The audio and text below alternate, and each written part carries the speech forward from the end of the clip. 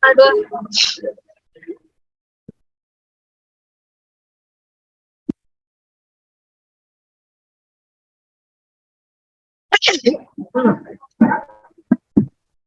Assalamualaikum warahmatullahi wabarakatuh. Jadi hari ini kita belajar tentang sistem nervosum ya. Jadi sebenarnya kita belajar tentang susunan saraf pusat ya. Jadi untuk kalian mahasiswa FKG yang ditekankan itu nanti selain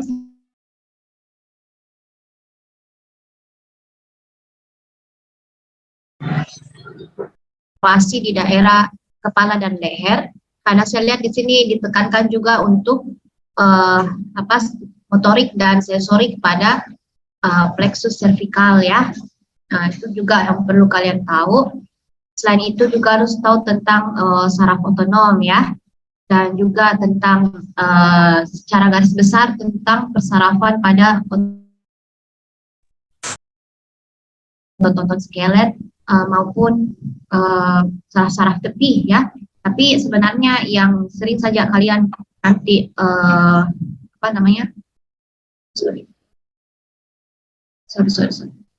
yang sering nanti kalian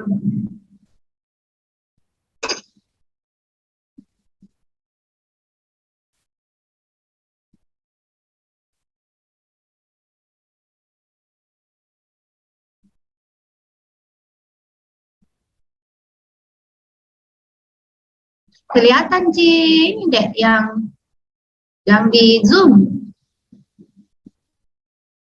Iya dok. Kelihatan. Okay.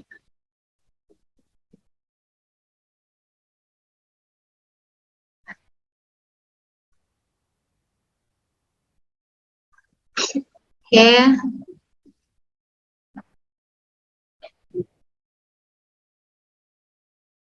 Jadi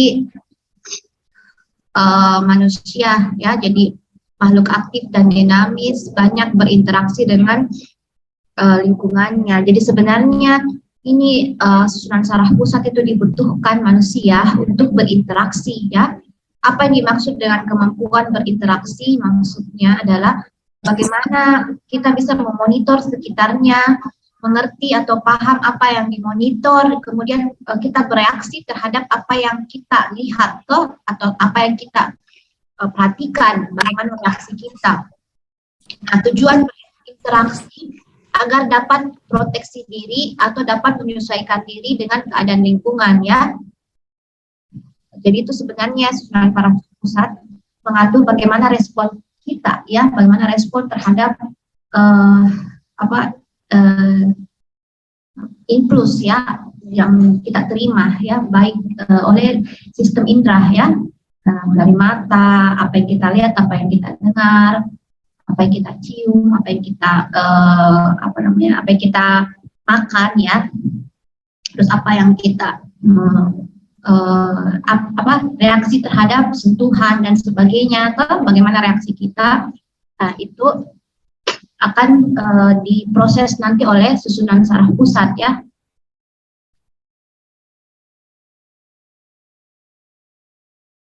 Nah, ini saja, jadi interaksi lingkungan pada manusia itu dapat berasal dari dalam diri sendiri, internal maupun eksternal ya. Untuk itu manusia dilengkapi dengan sistem adaptasi atas lingkungan. Nah, ini sistem apa yang berfungsi untuk kita dapat beradaptasi atau kita respon terhadap lingkungan tersebut adalah sistem nervosum atau susunan saraf ya.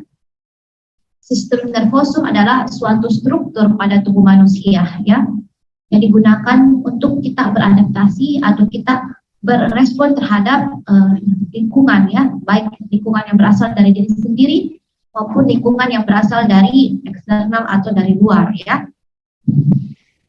Nah, ini harus kalian tahu. Jadi susunan saraf itu terdiri atas dua kelompok ya, susunan saraf yang disadari sama yang otonom ya. Ini sebentar kita bahas juga, harus kalian tahu susunan saraf otonom ya.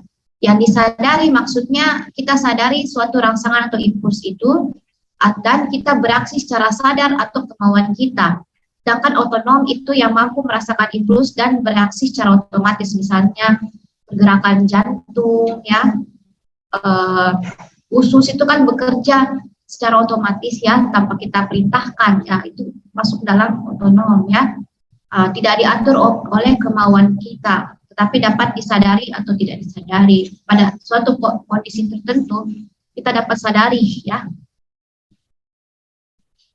Sekarang yang disadari itu dibagi lagi. Tadi kan yang disadari dan otonom. Sekarang yang disadari itu dibagi lagi jadi susunan saraf pusat dan susunan saraf perifer ya. Susunan saraf pusat itu ada yang terletak dalam rongga tengkorak. Kan sudah belajar di osteologi ya, kahum cranii dan kanalis vertebralis ya. Saluran dalam kolumna vertebralis ya, tulang belakang ya. Merupakan pusat penerima dan pengantar reaksi timbal balik dengan susunan saraf perifer ya, itu yang masuk dalam kelompok susunan saraf pusat. Nanti dibahas lagi lebih detail apa saja yang masuk dengan susunan saraf pusat ya. Kemudian yang kedua adalah susunan saraf perifer. Itu dia terletak di luar dari susunan saraf pusat dan terdiri dari serabut-serabut saraf atau nervus yang menjalar ke seluruh bagian tubuh kita. Nah, ingat, nervus susunan saraf perifer itu secara garis besar terdiri dari dua kelompok ya. Nervus cranialis dengan nervus spinalis ya. Cranialis itu ada 12 ya. Dia keluar dari batang otak atau truncus cerebri ya. Dan dia mempersarafi daerah kepala dan leher ya. Sedangkan nervus spinalis itu keluar dari sumsum tulang belakang atau medula spinalis ya, dan dia mempersarafi hampir seluruh tubuh lainnya ya. Jadi tubuh itu ada yang pusat, perifer itu yang di tepi ya. Yang perifer itu terdiri dari nervus ya, terdiri dari dua kelompok, cranialis dengan spinalis ya. Nah ini tadi yang tidak disadari. Otonomi nanti dibagi lagi jadi simpatis dan parasimpatis. Jadi kedua macam saraf otonom tersebut mempersarafi struktur-struktur organ ya, seperti jantung ya, apalagi usus, lambung ya. Sedangkan dan juga pembuluh darah ya, jadi vena, arteri itu dipersarafi atau diatur kerjanya atau oleh oleh sistem saraf otonom ya. Jadi kedua macam saraf otonom tersebut, simpatis maupun parasimpatis, itu kerjanya saling berlawanan. Misalnya kalau simpatis fungsinya untuk memperkecil pembuluh darah atau vasokonstriksi, maka parasimpatis itu melebar ya, vasodilator. Jadi dia saling bertolak belakang atau berlawanan. Fungsinya adalah untuk menjaga keseimbangan ya, semua. Kenapa dia bertolak belakang? Supaya kita menjaga suatu keseimbangan dalam tubuh kita ya. Nah, sekarang kalian harus tahu prinsip kerja daripada susunan saraf itu. Jadi susunan saraf bekerja oleh adanya yang pertama ada rangsangan ya. Rangsangan itu kita terima melalui panca indera kita ya. Jadi melalui visual, melalui cahaya mata apa yang kita lihat, gelombang suara apa yang kita dengar ya, misalnya ciuman ya, apa yang kita hirup, terus apa yang kita makan, rasa pengecapan, gustatoria ya, terus apa yang kita rasakan melalui sentuhan gitu ya. Jadi melalui panca indera. Stimulus diterima reseptor melalui ujung saraf menerima impuls di antara serabut saraf ya, melalui perifer dulu, baru ke susunan saraf pusat, diolah di otak pusat, kemudian susunan saraf pusat kirim kembali stimulusnya, jadi reaksi tubuh itu seperti apa, nanti dihantarkan ke nervus susunan saraf perifer lagi, yang nervus motoriknya kebanyakan ya, atau kalau berupa bisa juga melalui sistem otonom, tergantung ya jenis impulsnya, untuk sebagai efektor atau reaksi ya terhadap impuls atau rangsangan ya. bisa otot ya melalui motorik, bisa juga kelenjar ya, misalnya karena misalnya karena misalnya kita mencium bau makanan yang enak terus keluar air liur kita, itu dia rangsangan penciuman olfaktorius yang direaksi oleh kelenjar air liur ya, seperti itu. Dia tergantung, bisa efeknya itu otot maupun kelenjar ya. Nah, struktur dasar, jadi dari prinsip kerja di atas, struktur dasar yang utama susunan saraf dibentuk oleh sel saraf atau neuron yang mempunyai kemampuan mengantar stimulus ya. Nah, catatan ini terdapat sel saraf lainnya neuroglia, tapi yang hanya berfungsi sebagai sel penunjang. Ada juga neuroglia deh, tetapi tidak berfungsi untuk mengantar stimulus. Yang mengantar stimulus itu adalah sel saraf neuron ya. Kita belajar mikroskopik dari neuron ya. Ini tuh tidak bisa dilihat dengan mata secara langsung ya, harus dengan mikroskopik ya, mikroskop baru kita bisa lihat neuron ya. Jadi mungkin dibahas lebih detail nanti pada saat belajar histologi, tapi tidak apa-apa saya jabarkan saja. Nah, ini neuron itu, sel saraf itu terdiri dari badan sel ya. Jadi ada badan sel, ada akson dan dendrit.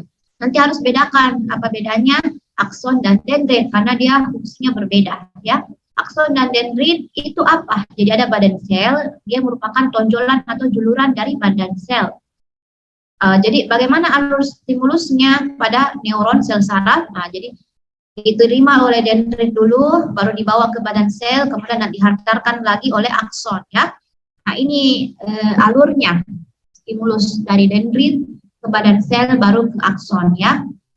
Nah, nanti akson dan dendrit dia membentuk atau menyusun struktur dari ini yang nanti kalian kalau praktikum nanti mungkin di paling sering di cerebrum maupun di medula spinalis atau di bagian susunan saraf pusat itu kalian akan temukan istilah substansia alba ya. Jadi daerah yang lebih terang alba ini dia tersusun oleh akson dan dendrit ya. Sedangkan badan sel itu nanti dia menyusun daerah yang namanya substansia grisea. Jadi lebih gelap nanti daerahnya ya, substansia grisea. Sedangkan nanti akson itu ada kumpulan akson atau dendrit, nah itu yang nanti kita sebut sebagai jarasnya ya, atau itu yang kita sebut ada namanya fasciculus atau traktus dalam susunan saraf pusat. Jadi kumpulan akson atau dendrit pada SSP, susunan saraf pusat, itu kita sebut fasciculus atau traktus, sedangkan pada perifer itu yang kita lihat kita sebut sebagai nervus ya. Di beda akson dan dendrit. Kalau pada SSP ada yang nanti kalau dia membentuk jaras itu dia jadi fasciculus atau traktus, sedangkan kalau pada perifernya namanya nervus ya. Kumpulan badan sel itu yang kalau dalam SSP kita sebut nukleus pada kumpulan dari badan sel, sedangkan pada susunan saraf perifer nukleus kumpulan badan selnya yang kita sebut sebagai ganglion ya. Nah, ini nanti ganglion kumpulan dari badan sel pada susunan saraf perifer itu yang kita sebut sebagai ganglion ya. Jadi ukuran dari neuron itu dapat sampai 1 meter, tapi dalam ukuran mikroskopis ya, jadi tetap tidak bisa dilihat secara langsung oleh mata, harus pakai mikroskop ya karena sangat kecil sekali. Kecepatan stimulusnya bisa sampai 10 sampai 120 meter per detik.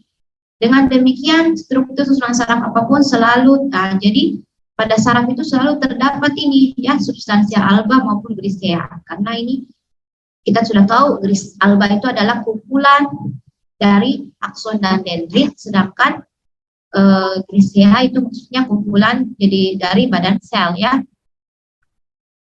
Oke, kayak gini Dekna. Nah, ini kita lihat ini badan sel ya. Dari sini yang pendek-pendek ini dendrit ya, kemudian yang ini nih akson ya, akson.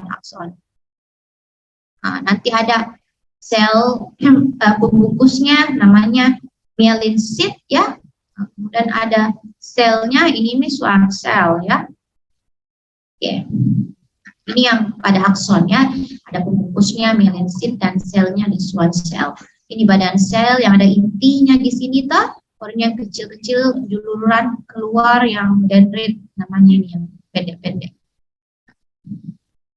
Oke. Jadi kita belajar jenis-jenis stimulus ya. Jadi ada stimulus adalah impuls atau rangsangan yang dihantar oleh neuron baik melalui perifer maupun melalui perifer dan traktus atau siklus dari susunan saraf pusat. Jadi impuls itu dihantarkan, rangsangan itu dihantarkan oleh nervus pada susunan saraf perifer maupun traktus atau fasciculus pada susunan saraf pusat ya. Jadi tadi kan sudah tahu bedanya kalau akson, jadi fasciculus maupun nervus itu berisi akson dan dendrit. Kan kita sudah tahu fungsinya akson dan dendrit itu, kalau dendrit itu untuk menerima, dihantarkan ke badan sel, akson itu yang diolah di badan sel, dihantarkan kembali untuk reaksi ya. Itu jadi begitu nah, jadi yang mengimpuls atau rangsangan itu diantar oleh neuron melalui ini. Kalau pada susunan saraf perifer itu nervus, pada pusat itu traktus atau fasciculus ya. Nah, stimulus berasal dari reseptor dan ke efektor. Stimulus dan reseptor, dari reseptor yang kita sebut sebagai sensoris ya, yang dari reseptor itu namanya stimulus sensoris, sedangkan yang sudah diolah oleh badan sel kemudian reaksinya atau efektornya berupa motorik ya, yang bisa oleh melalui otot maupun kelenjar ya. Nah, ada 3 kelompok stimulus sensoris. Nah, ingat ini ada 3 jenis sensoris, stimulus sensoris: eksteroseptif, interoceptif, dan proprioseptif ya. Eksteroseptif, X artinya dari luar. Stimulus dari luar tubuh, ini bisa berupa cahaya, pendengaran, penciuman, raba, tekanan, jadi suhu, gatal, geli ya. Baca saja. Ini kalau interoceptif dari dalam tubuh, misalnya kita merasa kenyang atau penuh, jadi dia impulsnya dari organ di dalam tubuh ya, ada rasa sakit dalam. Kalau proprioseptif, ini stimulus yang berasal dari otot, sendi, dan alat-alat sendi dan alat vestibuler ya, seperti rasa getar, kemampuan menentukan suatu benda dari perabaan. Jadi dengan kita meraba, itu kita menggunakan otot skelet kita atau melalui sendi dan keseimbangan dan sebagainya, itu berarti proprioseptif. Misalnya kita membedakan 2 titik ya, atau posisi atau rasa gerak, itu masuk dalam proprioseptif ya. Susunan saraf perifer itu tadi sudah kita bahas, terdiri dari nervi cranialis yang ada 12 dan nervi spinalis ya. Nah, ini nervi spinalis itu nih saraf tepi, dan ada itu disuruh jelaskan apa, kalian ditekankan tentang saraf tepi di situ. Sebenarnya susunan saraf perifer maksudnya itu ya, terdiri dari cranialis dan spinalis. Yang kita bahas itu spinalis ya, keluar dari medula spinalis. Jadi mempersarafi struktur bagian tubuh kecuali kepala dan leher, karena kepala dan leher oleh nervi cranialis ya. Jadi kalau di praktikum mungkin sebentar ya praktikumnya. Nanti kita bahas nervus spinalis. Itu dibentuk oleh dari nanti medula spinalis, terus di sampingnya kanan kiri itu ada radix anterior dan posterior ya, yang keluar dari medula spinalis. Nah, nervus spinalis ini nanti dia keluar dari columna vertebralis melalui foramen intervertebrale. Jadi nanti itu, ini bagus kalau pada saat praktikumnya mungkin dijelaskan oleh asisten. Jadi ada foramen intervertebrale di kanan kiri ya, yang bulat. Di situ nanti keluar nervus spinalis ya. Selanjutnya bercabang kemudian ke seluruh tubuh. Jadi ingat, nervus spinalis itu ada 31 pasang ya. Jadi nervus spinalis itu mengantar stimulus sensoris dan stimulus motoris. Oke, lalu nervus spinalis diantar pengaturan motorik gerak dan refleks tubuh ya, ingat. Jadi yang anterior itu adalah sensoris dan yang posterior itu sensoris ya, diterima melalui belakang, dan nanti ke depan itu adalah sudah diolah dari susunan saraf pusat ke efektor bagian tubuh ya, di bagian anterior ya. Jadi radix anterior, ramus anterior itu untuk motoriknya, yang posterior untuk sensoriknya ya. Nah, seperti ini nanti. Nah, ini medula spinalis. Kemudian ini radix posterior, ini radix anterior ya. Nanti radix posterior itu nanti membentuk, sini ada ganglion posterior. Nah, nanti dia bercabang di sini. Jadi ramus anterior nervus spinalis dengan ramus posterior nervus spinalis ya.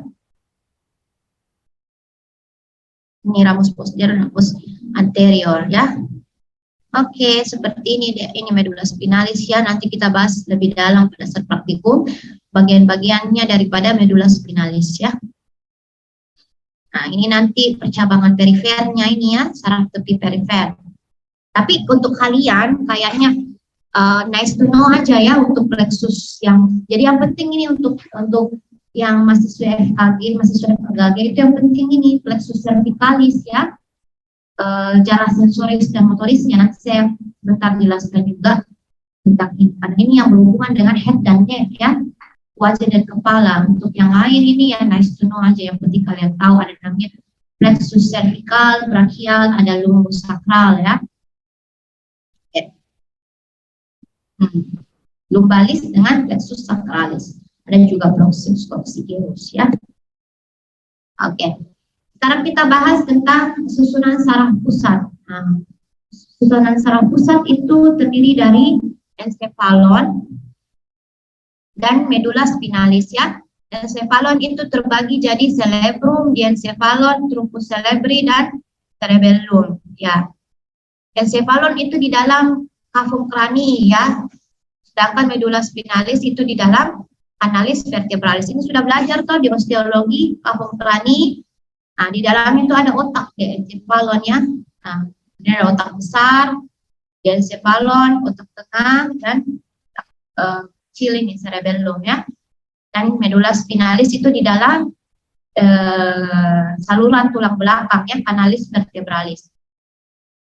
Susunan saraf pusat itu dibungkus oleh selaput yang namanya meninx ya. Nanti sebentar kita belajar meninx, suku bungkusnya.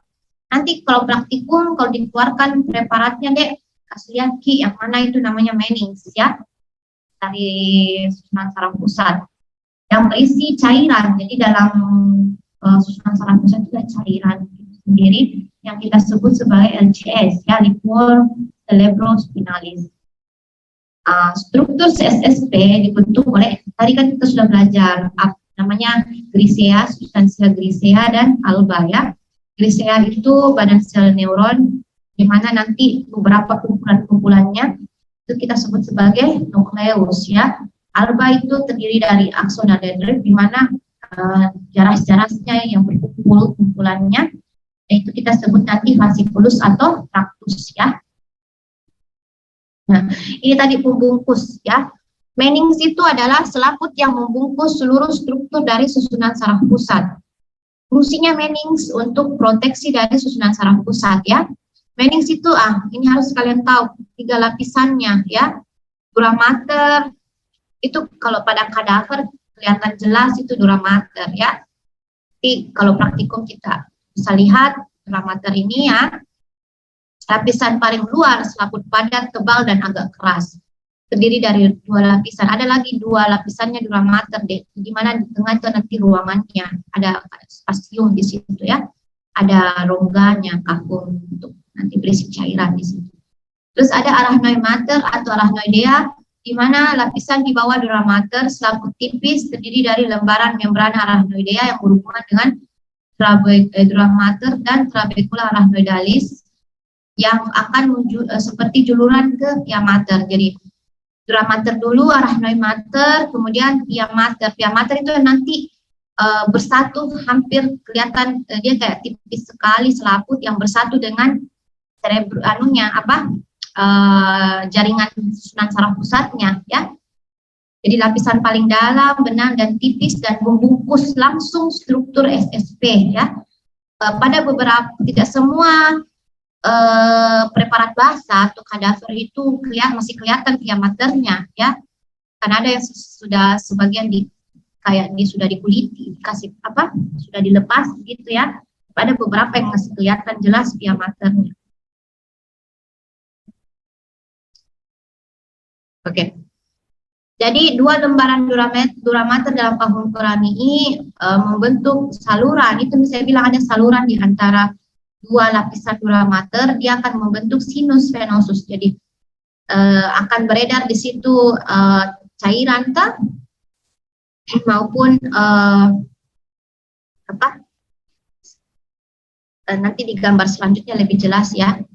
Jadi dia sinus venosus itu sistem saluran yang sama dengan vena, ya, pembuluh darah balik yang mengalirkan darah susunan saraf pusat di kranium ke sirkulasi darah, ya.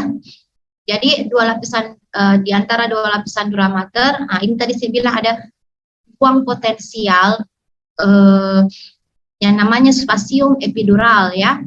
Nah, ini kayaknya untuk kalian tidak terlalu nanti ini sebenarnya itu nanti ada istilahnya epidural EDH atau SDH kalau terjadi trauma kapitis, kan cedera pada kepala yang kita kalau kecelakaan gitu yang kita biasa curigai apakah pendarahannya di epidural kah, epidural, ya. Nah, itu kalau untuk biasanya ini nice to know saja, ya. Makanya kita harus tahu ruang potensialnya. Kalau di antara dua duramater namanya spasium epidural. Kalau antara duramater dengan membrana arachnoidea namanya spasium subdural, ya. Antara membrana arachnoidea dengan pia mater terdapat ruangan yang real, artinya lebih luas, namanya spasium subarachnoideum. Nah, di sini yang berisi banyak komponen, ya. Di spasium subarachnoideum yang berisi trabecula arachnoidalis, pembuluh darah dari susunan saraf pusat ada di situ, ada nervus cranialis dan nervus spinalis dan cairan LCS, ya, di spasium subarachnoideum, ya. Ini yang kita lihat ya, kita ambil, terus kita potong begini, kita lihat. Nah, ini duramater, ini kranium tulang tengkorak. Kemudian ini duramater,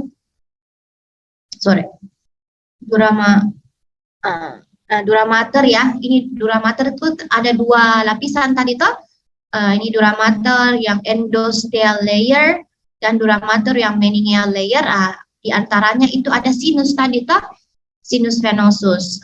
Kemudian ini duramater, kemudian yang meningeal space, kemudian ini ada arachnoid yang ini di antara subdural dengan arachnoid, antara duramater dengan arachnoid ini namanya subdural space toh, yang ini subdural space yang hitam ini deh, subdural space in arachnoid, antara membrana arachnoid dengan pia mater itu ada tadi ruang yang real namanya spasium subarachnoideum. Di sini yang nanti berisi cairan LCS, pembuluh darah, nervus, dan juga ini kan trabecula arachnoidalis. Kemudian ini jaringan otaknya, ya, cerebral cortexnya, ya, seperti itu deh. Ini kan cerebrum, ya, ada pembungkusnya di luar. Itu meninges yang terdiri dari duramater, arachnoid, dan pia mater.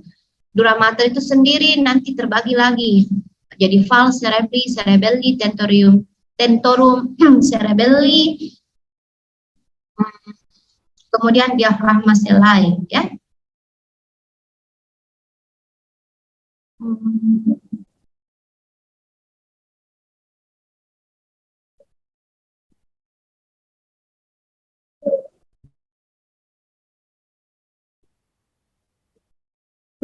Ya, seperti ini.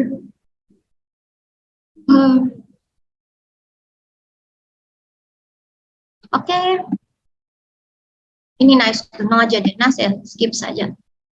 Kemudian Kita masuk ke medula spinalis ya. Medula spinalis, tadi kan susunan saraf pusat terdiri dari ensefalon ya, dengan medula spinalis. Nah, bagian susunan saraf pusat yang terletak di dalam kanalis vertebralis pada kolumna vertebralis, itu adalah medula spinalis. Dia bentuknya seperti tabung, mulai dari bagian bawah, jadi dia lanjutan dari medula oblongata. Jadi kan susunan saraf pusat kan terdiri dari ensefalon sama medula spinalis ya. Ensefalon itu terdiri dari ini ya. Ensefalon ini deh, yang masuk ensefalon itu cerebrum ini ya. Ini kalau dipotong sagital belah dua di bagian tengah itu kita bisa lihat diencephalon ya. Baru batang otak ini truncus cerebri yang terdiri dari mesencephalon, pons dengan medula oblongata ya. Ini ya, medula oblongata, pons dengan ada mesencephalon di atas. Itu batang otak atau truncus cerebri. Kemudian ini cerebellum ya. Nah, itu masuk dalam ensefalon ya. Nah, kemudian di bawahnya medula oblongata ini spinal cord atau medula spinalis ya. Nah, itu juga masuk dalam bagian dari susunan saraf pusat. Nah, itu yang kita bahas di sini ya. Dia di bawah atau lanjutan dari medula oblongata. Strukturnya paling dalam atau profunda. Nah, di tengahnya itu ada kanalis ya, namanya centralis. Kanalis centralis yang berisi LCS atau liquor cerebrospinal. Lebih keluar terdapat substansia grisea yang terdiri dari tonjolan dari cornu anterior dan cornu posterior. Ini nanti di praktikum kita bahas yang mana itu cornu anterior, yang mana itu cornu posterior ya. Terus yang paling luar atau superficial terdapat substansia alba yang menyusun tractus atau fasciculus ya. Oke. Nah, ini tadi medula spinalis terdiri dari 31 segmen. Ingat nah, 31 segmen, ya ini sering muncul di pertanyaannya. 8 cervical, 12 thoracal, 5 lumbal, 5 sakral, dan 1 coccygeus. Ini untuk segmennya ya. Untuk medula spinalis beda itu kalau dibilang anunya apalagi namanya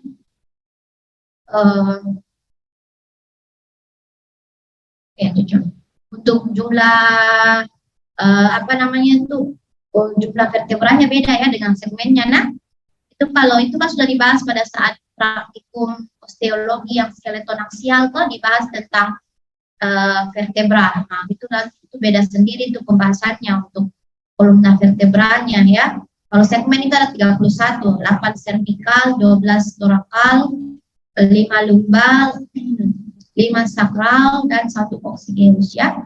Dari tiap segmen medula spinalis itu nanti keluar, tadi itu sudah dibahas radix anterior dan posterior. Untuk posterior nanti dia membentuk ganglion spinalis, kemudian nanti jadi ramus nih anterior posterior nervus spinalis ya. Pada cornu anterior itu masuk radix anterior nervus spinalis yang membawa sensoris motor, membawa jaras motoris ya. Untuk anterior itu motoris, nah, sedangkan posterior itu adalah sensoris. Nah, ingat ini. Pada segmen medula spinalis thoracalis, lumbalis, sacralis terdapat cornu tambahan. Nah, ini juga ciri khasnya. Jadi tidak semua segmen itu ada cornu lateralisnya, ya. Hanya pada segmen thoracal, lumbal, dan sacralis yang memiliki segmen cornu lateralis sebagai pusat dari otonom, ya. Otonom tadi kan sudah bahas tuh simpatis parasimpatis. Nah, ini segmen thoracal dan lumbal untuk simpatis, sakral untuk parasimpatis, ya. Ingat ya ini. Jadi tidak semua memiliki cornu lateral, hanya pada thoracal, lumbal, dan sakral yang berisi yang sebagai pusat SSO. Thoracal dan lumbal itu simpatis, sedangkan sakral itu parasimpatis ya. Karena ini kalian untuk pembelajaran SSM ditekankan tentang saraf otonom. Jadi ini tolong diingat baik-baik ini. Jadi medula spinalis itu hanya mengisi, tidak semua kanalis vertebralis terisi medula spinalis, hanya 2/3-nya saja. Nah, di mana ujung bawahnya itu kurang lebih tingginya paling bawah itu adalah lumbal 1-2 ya. Jadi kurang lebih sampai lumbal 1-2 itu ujung bawahnya yang kita sebut sebagai konus medularis itu setinggi vertebra lumbal 1-2 ya. Nah, jadi ini medula spinalis, substantia grisea, alba. Kemudian ini radix anterior, posterior. Ini kalau posterior ciri khasnya ada ganglionnya. Nah, nanti dia jadi menyatu, keluar nih jadi ramus anterior dan posterior ya. Nah, ini pembungkusnya tuh sama dia juga. Ada dura mater, ada arachnoid, kemudian ada pia mater ya.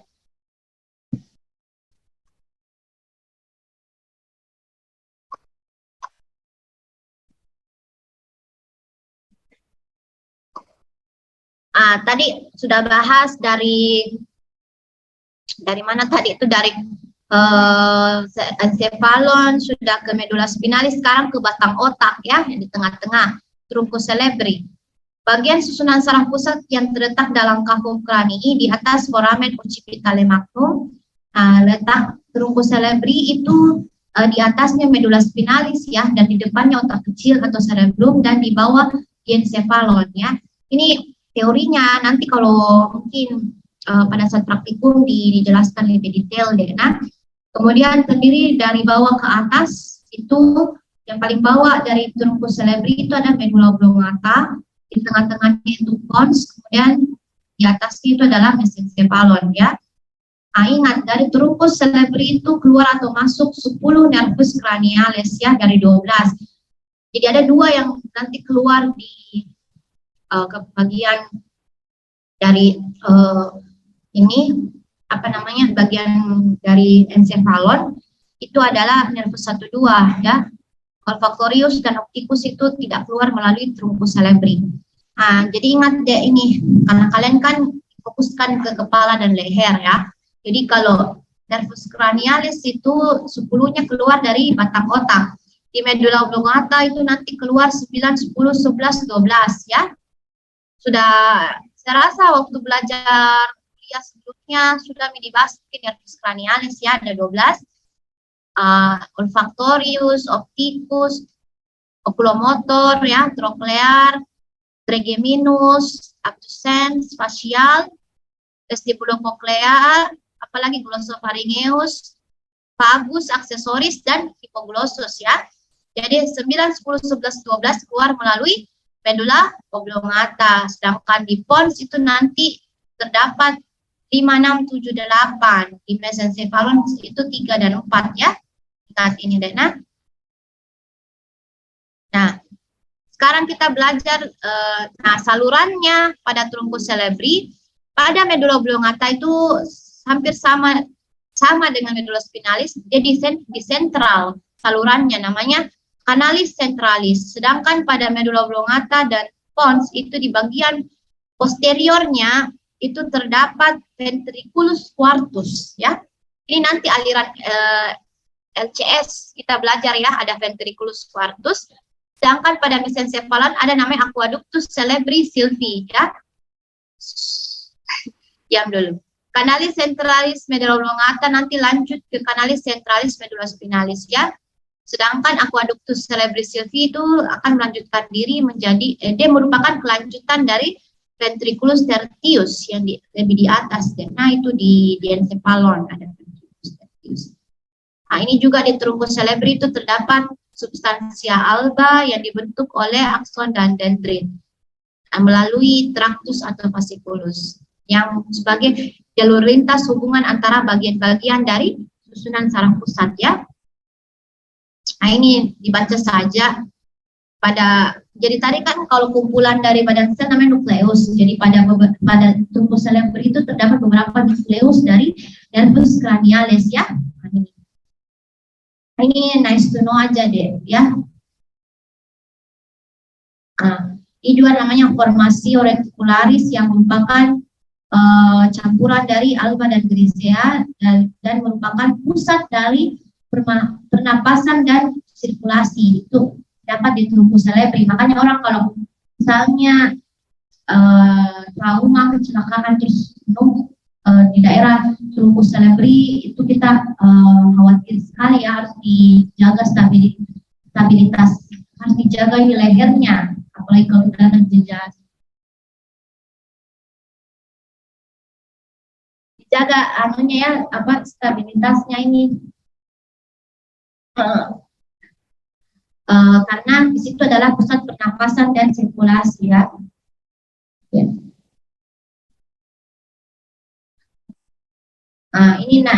Ini sebenarnya kalau kalian hanya perlu tahu ya, diencephalon itu dia terdiri dari 5 dena.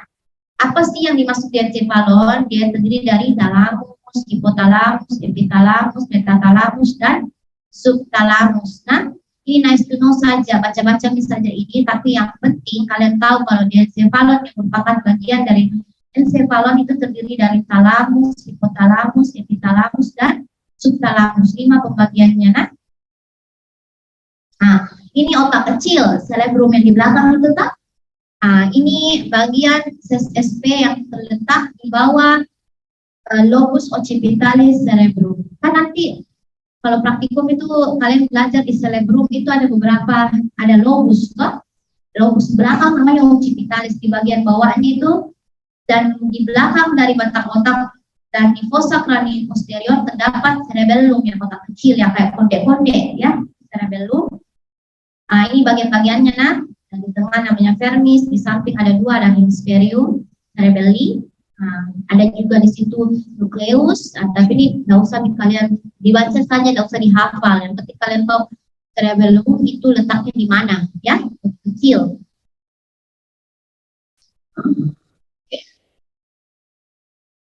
Nah, ini harus kalian tahu fungsi cerebellum itu untuk apa? Untuk mengendalikan koordinasi gerakan sehingga dihasilkan gerakan yang halus, lincah, tepat, dan terampil. Ya, untuk koordinasi gerakan deh, untuk keseimbangan dan koordinasi. Ya.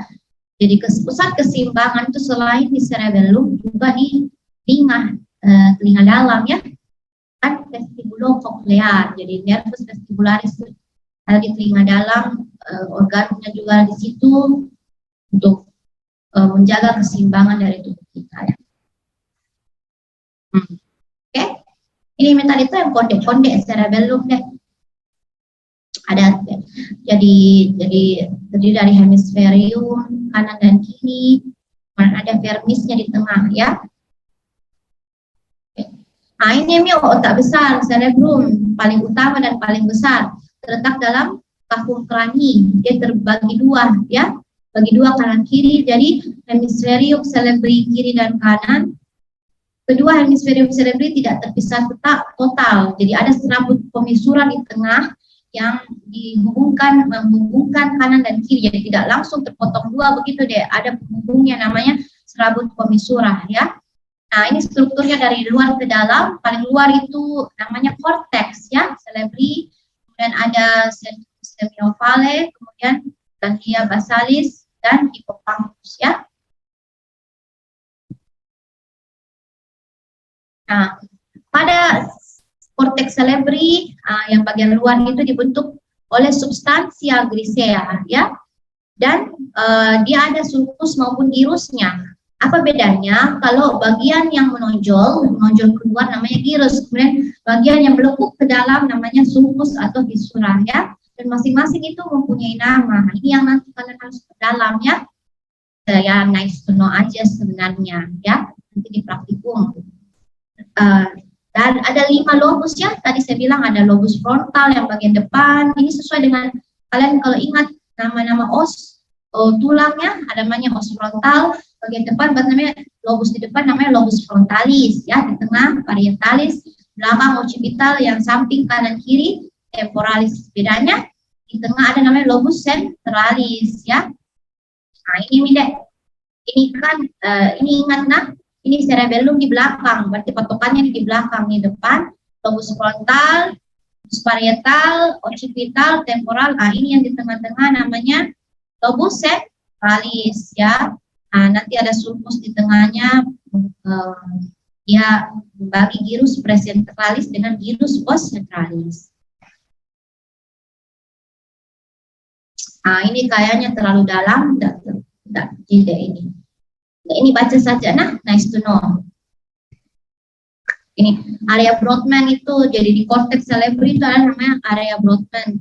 yang punya fungsi masing-masing. Ada yang sebagai pusat gerakan, pusat bicara, sensoris, kelihatan maupun pendengaran.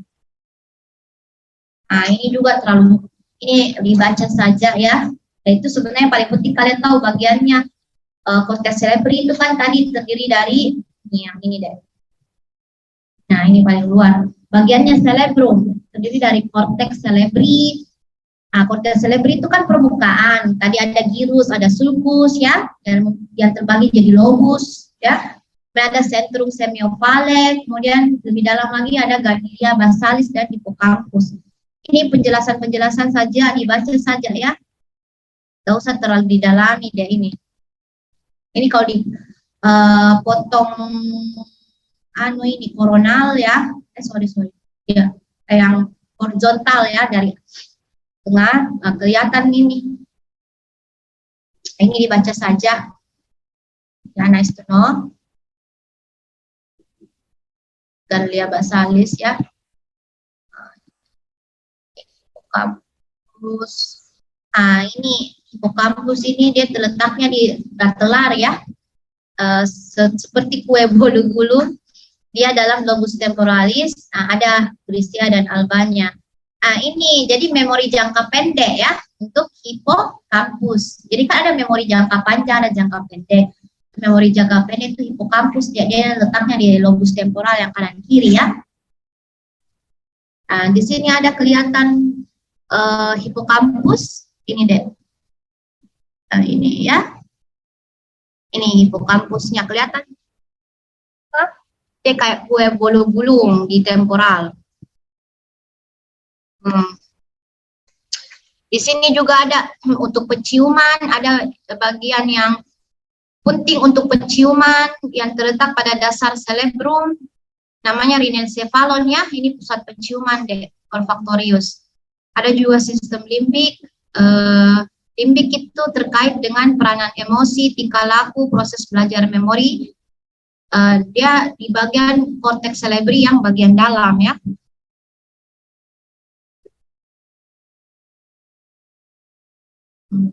Ini yang masuk sistem limbik ini ya. Hipotalamus, talamus, fornix, kemudian basal ganglia, kemudian ini pokoknya bagian dalam dari bagian sisi dalam dari cortex cerebri itu yang masuk dalam sistem limbik ya.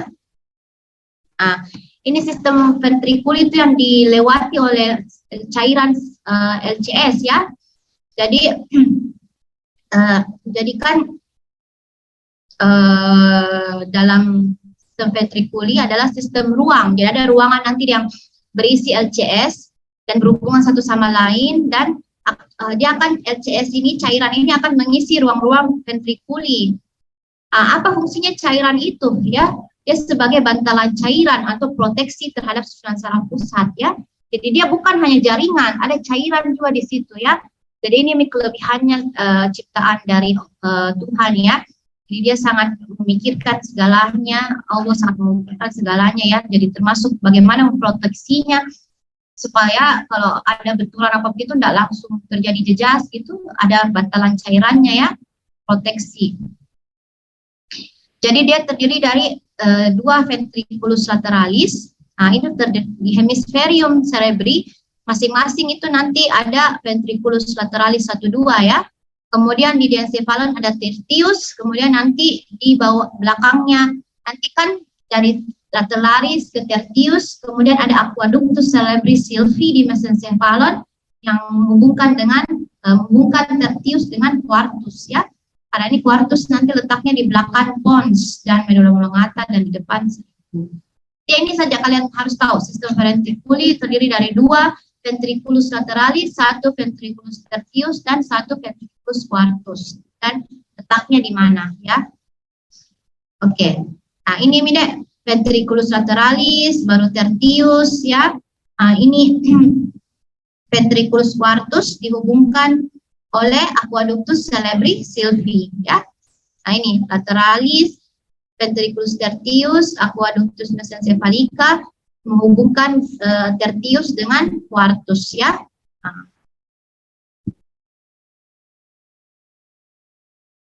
Nah, ini tadi LCS adalah cairan bening agak kental yang mengisi sistem ventrikuli dan spasium subarachnoideum. Masih ingat tadi arachnoideum itu antara apa dek dengan apa? Via mater dengan subarachnoid ya. Oke, itu ada namanya spasium subarachnoid adalah ruang real yang berisi LCS, ada apa lagi? Ada trabekula toh, kemudian ada pembuluh darah dan nervus di situ ya. Diproduksi oleh sistem ventrikuli. Fungsinya LCS untuk sebagai bantalan cairan dari sisi luar dalam spasium subarachnoideum dan juga dari sisi dalam sistem ventrikuli. Ya, ini tuh meredam benturan. Jadi itu nih kalau ada benturan itu tidak langsung mengenai jaringannya, tuh ada bantalannya dulu supaya meminimalisir tekanan dari luar. Kan? Nah, vaskularisasi ini saya skip aja ya. Kayaknya sudah belajar waktu kemarin di vaskularisasi kepala dan wajah. Sebenarnya ini Jide. Yang pasti kalau di cerebrum itu nanti ada namanya circulus arteriosus Willisi ya, yang ke cerebrum yang akan membentuk ini membentuk lingkaran namanya circulus arteriosus Willisi, berasal dari carotis interna dengan vertebralis ya, membentuk ini circulus arteriosus Willisi ya. Sedangkan kalau venanya itu nanti dia akan berkumpul pada sinus venosus ya, kemudian keluar ke vena jugularis interna. Jugularis interna dengan subclavia nanti itu akan bermuara di vena brachiocephalika ya, itu nanti di kardio lagi dibahas kardiovaskular, di situ nanti bahas pembuluh darah vena ya. Ini tadi dek circulus Willisi beras dari arteri vertebralis dengan carotis interna ya.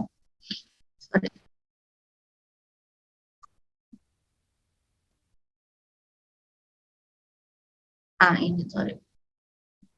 Carotis interna.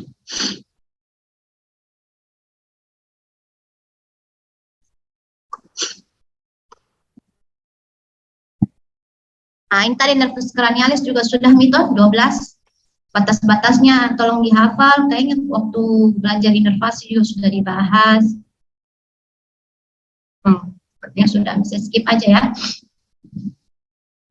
Ini kita bahas otonom sekarang.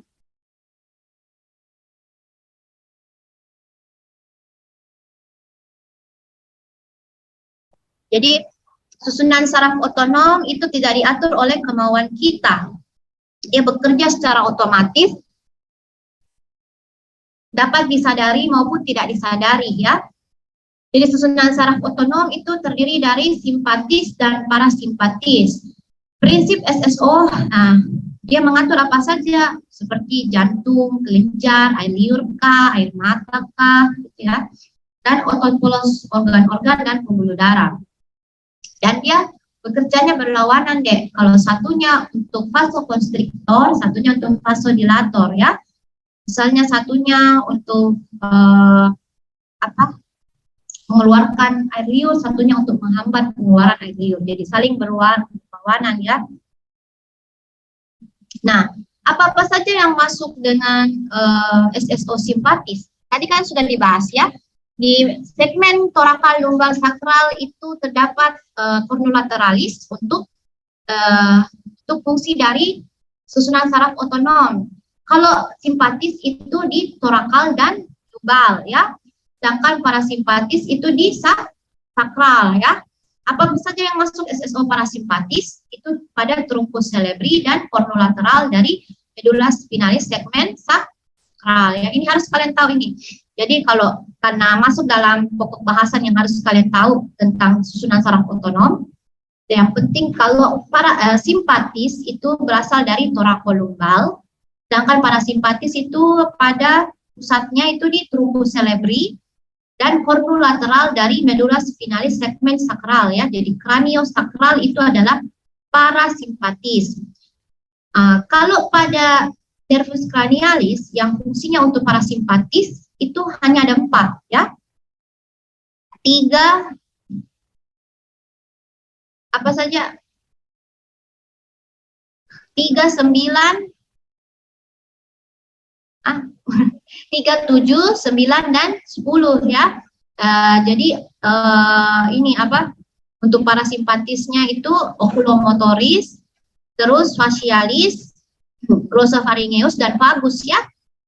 Itu untuk trunkus cerebri itu 4 D-nya, nervus cranialis yang berfungsi untuk parasimpatis ya.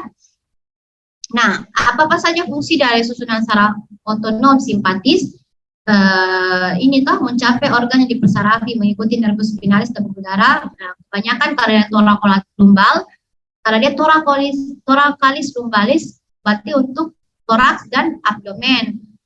Sedangkan parasimpatis beberapa mengikuti nervus cranialis atau untuk di pelvis ya, karena di sakral nanti dia bentuk sarafnya khusus atau tersendiri ya.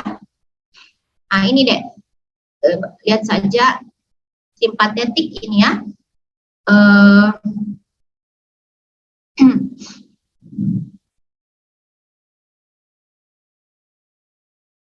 Preganglion short preganglionic neurons dan long postganglionic neurons.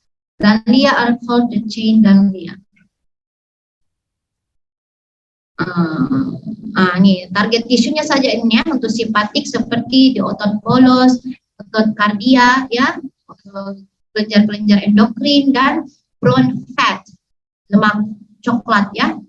Ini anunya saja deh, kalau untuk simpatik itu apa saja. Ini baca Mina. Kalau untuk parasimpatik kan berlawanan ya, berarti kita baliknya ya. Kalau parasimpatik nanti yang stimulus flow dari saliva, sedangkan simpatik menghambat ya.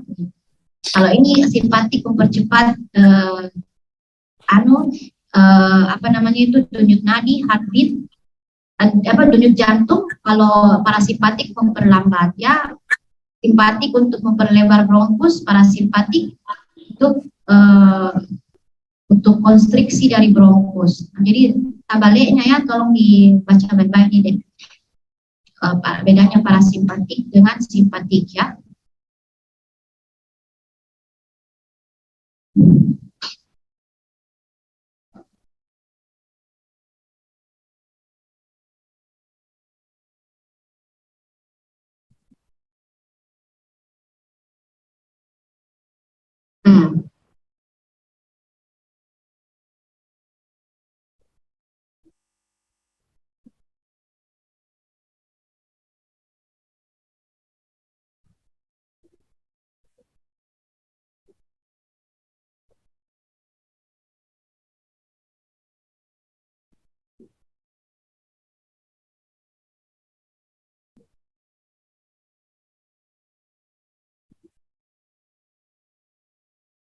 Ini juga memperhatikan kalau pada simpatik preganglion neuron itu dia mengeluarkan ini ya, beda anunya. Kalau ini norepinefrin toh, ini beda anunya neurotransmitternya ya. Tapi ini kayaknya lebih ke fisiologi nanti ya yang bahas.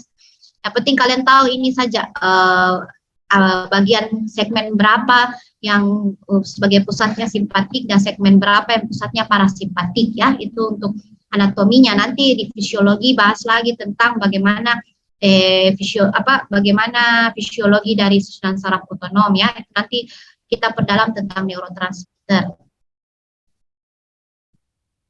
Ini di skip aja, terlalu susah. Oke, kayaknya sudah Medi. Oke, jadi itu deh tadi kalian harus tahu. Oh ya, kemarin sudah dibahas waktu kuliah plexus cervicalis ya, yang inervasinya kepala dan head and neck. Belum ya? Nanti minta juga bahan kuliahnya kelas internasional ya, supaya saling, karena siapa tuh mungkin ada perbedaan sedikit ya, diminta bahan kuliahnya deh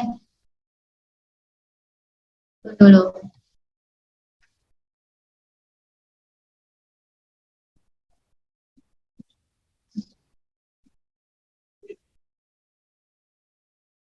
Ini mungkin waktunya kalian masih banyak ya, masih ada 2 jam, tapi kuliahnya nanti anu saja baca-baca ya. Kalau ada waktu dibaca anunya slide-nya ya, supaya nanti ujian tidak perlu terlalu banyak dipelajari lagi. Baru nanti ini apa? Kalau ada yang ditanyakan bisa tanya ketua kelasnya, nanti chat ke saya ya. Karena saya ada urusan dulu sedikit, ada praktikum di sebelah juga ya. Jadi nanti saya tinggalkan ini, tapi kalau ada yang mau saya bagikan PDF-nya sebentar ya untuk kalian baca-baca. Nah, ini yang tentang plexus cervical yang tadi bilang harus kalian kuasai plexus cervical. Ini waktu itu kelas C saya bawakan. Nah, ini innervation-nya head dan neck itu kan dari dua sumber toh, dari nervus cranial dengan plexus cervical ya. Nah, plexus cervical itu dari C1 sampai di C5 ya. Ada juga yang bilang C1 sampai C4, cabang-cabangnya. Nah, ini yang kalian harus tahu. Kalau untuk cabang sensorisnya, ada nervus ini bahasa Inggris, nanti dilatinkan dengan distal occipital minor, nervus occipital minor, auricular mayor, nervus transversus cervical, dan supraclavicular untuk yang cabang sensoris. Untuk motorisnya ada ansa cervicalis, nervus phrenicus, dan nervus yang rhomboid dan serratus anterior ya. Nanti coba dibaca ini deh. Nah, ini cervical plexus ini ada C1 sampai C4.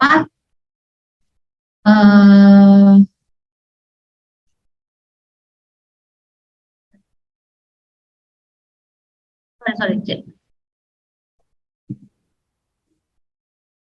Oke, ini ya.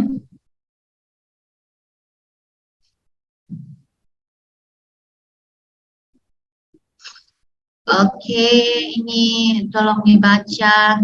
Ini ansa cervical yang menervasi musculus infrahyoid. Nah, ini saja kalau untuk plexus cervical ya. Jadi ada nervus yang dan apa anunya innervationnya, dan untuk fungsinya untuk apa ya. Ada yang sensorik dan motorik. Tapi ini sih yang anunya apa namanya resumenya. Sensory branch ini, motorik branch ini, itu yang harus kalian tahu ya, karena ini berhubungan dengan inervasi dari head dan neck ya.